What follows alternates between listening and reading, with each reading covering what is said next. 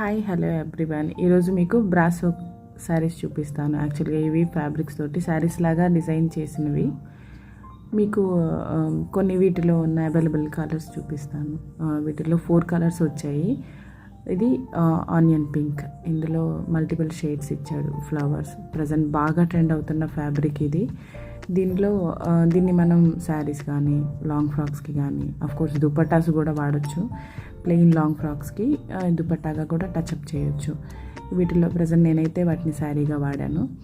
దీనిలో main highlighting colour తీసేసి దీంతో బ్లౌజ్ కానీ లేదా సెల్ఫ్ బ్లౌజ్ కానీ వాడితే అందంగా ఉంటుంది.